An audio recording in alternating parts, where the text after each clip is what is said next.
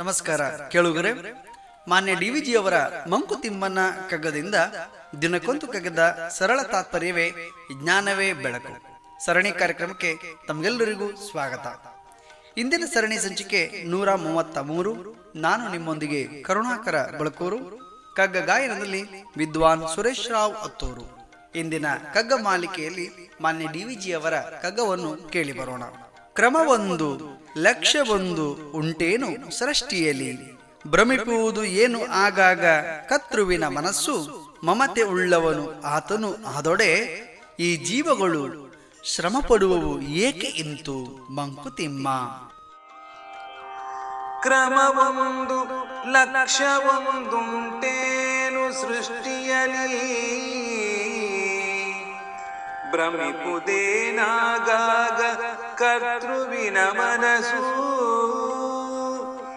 ಮಮತೆಯುಳ್ಳವನಾತನಾದೊಡೆ ಈ ಜೀವಗಳು ಶ್ರಮ ಪಡುವುದೇಕಿಂತು ಮಂಕುತಿಮ್ಮಗ.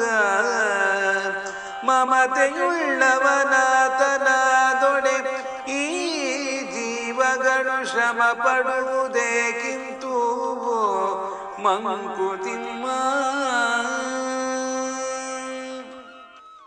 ಬಂಧುಗಳೇ, ಮಾನ್ಯ DVG ಅವರ ಕಗ್ಗದಲ್ಲಿ ಎತ್ತುವಂತ ಸರಳವಾದ ಒಂದಿಷ್ಟು ಪ್ರಶ್ನೆಗಳು ನಮ್ಮ ಮುಂದೆ ಇಡ್ತಾರೆ. ಮಂಕುತಿಮ್ಮನ ಕಗ್ಗವನ್ನ ರಚನೆ ಮಾಡುವಂತ ಅಂದಿನ ಕಾಲಘಟ್ಟದಲ್ಲಿ ಘನಘೋರವಾದಂತಹ ಯುದ್ಧಗಳು ಸೇರಿದಂತೆ ಪ್ರಾಕೃತಿಕ ವಿಕೋಪಗಳ ಪರಿಣಾಮಗಳು ಎಲ್ಲಾ ಜೀವ ಜಂತುಗಳ ಮೇಲೆ ತಲ್ಲಣವನ್ನ ಎಬ್ಬಿಸಿದಾವೆ.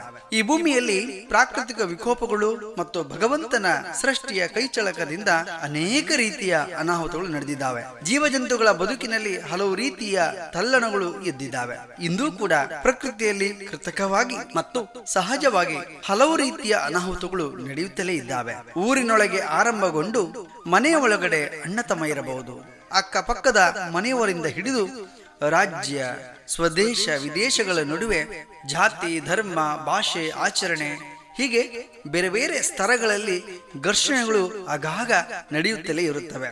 ಭಗವಂತನ ಸೃಷ್ಟಿಯಲ್ಲಿ ಒಂದು ಕ್ರಮ ಮತ್ತು ಗುರಿ ಏನಾದರೂ ಇದೆಯೇ? ಪ್ರಕೃತಿಯಲ್ಲಿ ಸಹಜವಾಗಿ ಸಹಸ್ರಾರು ಜೀವಕೋಟಿಗಳು ಜನ್ಮವನ್ನ ತಳೆದು ಬದುಕನ್ನ ಕಾಣುತ್ತಿದ್ದಾವೆ. ಪ್ರಾಕೃತಿಕವಾಗಿ ಭೂಕಂಪನ, ಜಲಪ್ರಳಯ, ಹೋರಾಟಗಳು ಸೇರಿದಂತೆ ಅನೇಕ ರೀತಿಯ ಅನಾಹುತಗಳು ನಡೆಯುತ್ತವೆ. ಹಾಗೆಯೇ ಆಧುನಿಕತೆಯ ಭರಾಟೆಯಲ್ಲಿ ಮಾನವನ ವಿಜ್ಞಾನ ತಂತ್ರಜ್ಞಾನದ ಆವಿಷ್ಕಾರಗಳು ಜೀವ ಸಂಕುಲದ ಮೇಲೆ ಹಲವು ರೀತಿಯ ಪರಿಣಾಮಗಳು ಬೀರಿ ಅವುಗಳ ಬದುಕಿಯಲ್ಲಿ ತಲ್ಲಣಕ್ಕೆ ಒಳಗಾಗಿರುವುದನ್ನು ಕೂಡ ಮತ್ತೆ ಮತ್ತೆ ನಾವು ಗಮನಿಸಬೇಕಾಗ್ತದೆ. ಸೃಷ್ಟಿಕರ್ತನ ಮನಸ್ಸು ಆಗಾಗ ತಾನು ಸೃಷ್ಟಿಸಿದ ಜೀವಿಗಳ ಮೇಲೆ ಪ್ರೀತಿ ಮತ್ತು ವಾತ್ಸಲ್ಯ ಇರುವುದಾದರೆ ಈ ಜೀವಿಗಳು ಏತಕ್ಕಾಗಿ ಈ ರೀತಿಯ ಕಷ್ಟಗಳನ್ನು ಅನುಭವಿಸುತ್ತಿದ್ದಾವೆ?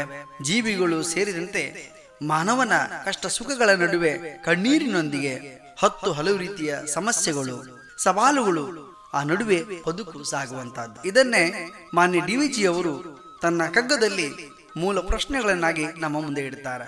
ಪ್ರಕೃತಿಯಲ್ಲಿ ನಡೆಯುವ ಏನು ಹಲವು ರೀತಿಯ ತಲ್ಲಣಗಳಿದ್ದಾವೆ, ಮಾನವನ ಬದುಕಿನಲ್ಲಿ ನಡೆಯುವ ಕಷ್ಟ ನಷ್ಟಗಳು ಏನಿದ್ದಾವೆ, ಇದಕ್ಕೆಲ್ಲ ಮೂಲ ಕಾರಣ ಭಗವಂತ ಎನ್ನುವ ಆ ಪರಮ ಸತ್ಯವನ್ನು ಕೂಡ ಇಲ್ಲಿ ಅನಾವರಣ ಮಾಡ್ತಾರೆ. ಬಂಧುಗಳೇ, ನಿಮ್ಮ ಆರೋಗ್ಯ ನಿಮ್ಮ ಕೈಯಲ್ಲಿ. ಭವಿಷ್ಯದ ನಾಳೆಗಾಗಿ ನಾವೆಲ್ಲರೂ ಕೂಡ ಇಂದು ಜಾಗೃತರಾಗಬೇಕಾಗಿದೆ. ಆರೋಗ್ಯ ಸೂತ್ರವನ್ನ ಅಳವಡಿಸಿಕೊಳ್ಳುವ ಮೂಲಕ ಮಾಸ್ಕ್ ಅನ್ನು ಧರಿಸೋಣ. ದಿನನಿತ್ಯದ ಕಾರ್ಯವನ್ನು ಆರೋಗ್ಯದ ಕಾಳಜಿಯಿಂದ ನಿರ್ವಹಿಸೋಣ. ನಾಳೆ ಇನ್ನೊಂದು ಕಗ್ಗದೊಂದಿಗೆ ಬರುತ್ತೇವೆ. ಅಲ್ಲಿಯವರೆಗೆ ನಮಸ್ಕಾರ, ಶುಭ ದಿನ.